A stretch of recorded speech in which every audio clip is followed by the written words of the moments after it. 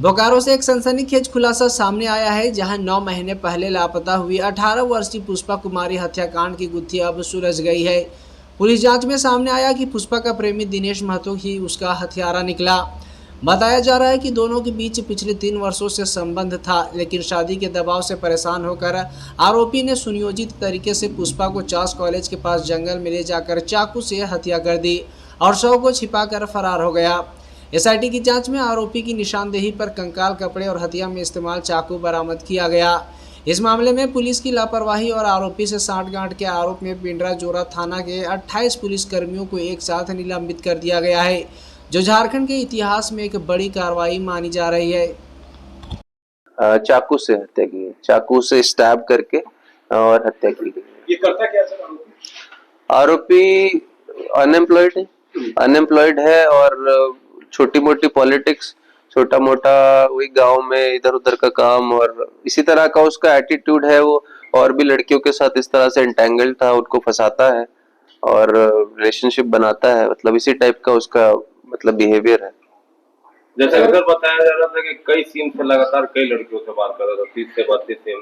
क्या वो किसके नाम से सिम था, किन किन से बात कर रहा था, इसकी भी जांच होगी? सिम जो, हाँ बिल्कुल जांच होगी। लगभग सिम जो है वो आए थे लगभग 23 सिम के अराउंड आए थे पहले, और उसकी भी हम लोग जांच कर रहे हैं कि आखिर ऐसा क्या था, कौन लोग थे। और कुछ लड़कियों से जिनका था वो लकीली वो फॉर्चुनेट थी, वो समझदार थी, उन्होंने शादी कर ली और वो अपना सेटल्ड है।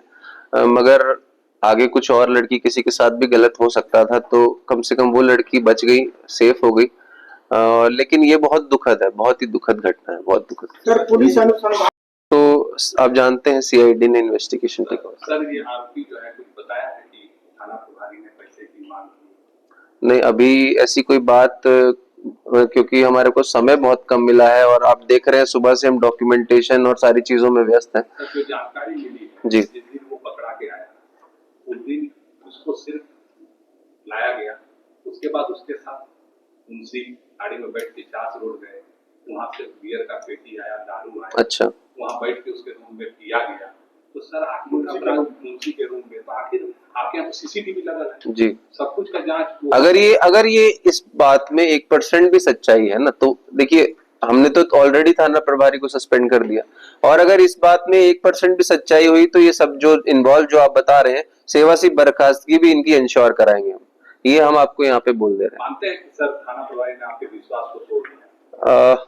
इस बात पे तो हम आपको अब डिनाई नहीं करेंगे, इस बात पे हम आपको डिनाई नहीं करेंगे, लेकिन हाँ डेफिनेटली कहीं ना कहीं जो है हम लोग थोड़े से डिसहार्टेंड है इस चीज से, जो भी हुआ है, पूरी जो चीजें होनी चाहिए थी और किस दिशा में गई, हम डिसहार्टेंड है इस चीज से। लेकिन ये है कि कम से कम एक जो एक विक्टिम थी, जो माँ थी, कम से कम उसको एक आंसर मिला कि आखिर जो इतने दिनों से वो तलाश कर रही थी, एक जवाब मिला। जवाब बहुत खुश करने वाला तो नहीं है, जाहिर सी बात है, मगर जो फैक्ट्स हैं उसके हिसाब से और कुछ जवाब मिल भी नहीं सकता था, थोड़ा जल्दी मिल सकता था, हाँ ये बात सही है।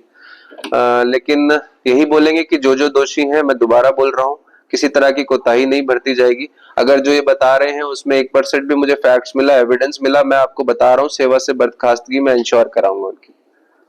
अभी और एक मामला है जो सेक्टर 6 थाना का है, संतोष कुमार लैब टेक्नीशियन अभी भी लापता है सर, उस पर पुलिस क्या कर रही है? उसमें जैसा आप जानते हैं कि जो प्राइम सस्पेक्ट है उस महिला, उसको अरेस्ट कर लिया गया है और उसके लिए कोर्ट से जो है नार्को एनालिसिस की भी परमिशन मिल गई है। बहुत जल्दी उसका नार्को टेस्ट होगा, बिकॉज वो किसी भी तरीके से अनुसंधान में कोऑपरेट नहीं कर रही है और वो महिला है, तो जब तक कि कुछ लीड नहीं मिलेगी उसमें हम आगे नहीं बढ़ पा रहे। जो पॉसिबल तरीके हो सकते थे टेक्निकली या ह्यूमन तरीके से, उस तरीके से हमने उसको अप्रोच किया है, बट अभी तक उस पर आगे कोई लीड नहीं मिला, इसीलिए हम उस पर काफी मतलब वो कर रहे हैं, रिलाय कर रहे हैं कि उसका एक बार नार्को टेस्ट होने से हमें उम्मीद है कि कोई लीड मिलेगी और शायद कुछ आगे बढ़ेगा। नार्को टेस्ट के लिए तैयार हो गया था आरोपी, बता रहे कितने सिम्स थे और उसके पास ये सब था, कोऑपरेट भी कर रहा था, जब बुलाते थे आ जा रहा था, तो शक भी नहीं होने दे रहा था कि उस पर कुछ वो है, नार्को के लिए खुद से कंसेंट भी दे दिया। तो बड़ा सोच समझ के उसने अपनी पूरी चाल रखी उसने, मतलब वहां पर जब ये सब हुआ, घटनाक्रम हुआ, तो उसने क्या क्या करना है क्या क्या नहीं करना है उसका भी बहुत ध्यान रखा, जो उसने हमें बताया बाद में, जो हम यहाँ डिस्क्लोज नहीं कर सकते बहुत सारी बातें, लेकिन वो शातिर था, इसमें कोई दोहराए नहीं। हत्या की योजना पहले बना चुके थे कि हत्या की योजना पहले बना चुका था, इसीलिए वो चाकू लेके साथ में गया था वहां पर, और मौका देख के, बिकॉज ऐसी जगह थी वो, अगर आप जाके देखेंगे घटनास्थल तो पूरा जंगल एरिया है। लेकिन सरप्राइजिंग ये भी है कि वहां से लोग गुजरते हैं, गांव के लोग गुजरते हैं, वहां पे आना जाना लोगों का लगा रहता है। अगर आप देखेंगे, जब मैं वहां गया तो मैंने देखा कि वहां पे जो पाम ट्रीज हैं उस पर वो टॉडी निकालने के लिए सब लगा हुआ है, और वहां रेगुलर डेली विजिट कर रहे हैं लोग। तो इतना जब सब जगह चल रहा है और इतना हम लोग सब जगह छाप रहे हैं, सब लगा रहे हैं, किसी को तो कम से कम एक हिंट दिए होता तो ये केस शायद जल्दी हो जाता। सर बॉडी डिकम्पोज करने के लिए कुछ यूज भी किया है? नहीं नहीं, कुछ यूज नहीं किया वो, क्योंकि ओपन अबैंडन्ड एरिया है। अभी हम जैसे शाम हुआ था तो हम लोग भी वहां थे, तो वाइल्ड एनिमल्स की आवाज शुरू हो गई थी, तो उन्हीं में से किसी ने जो है इस तरह से उसको मतलब किया होगा, फ्लैश को खाया होगा, और उस तरीके से जो है आपने देखा कि जो पूरी बोन स्कैटर्ड थी इधर से उधर डिस्पर्स। सर ऐसा क्या हुआ? सर प्रीलिमिनरी इन्वेस्टिगेशन जो आपने किया, जो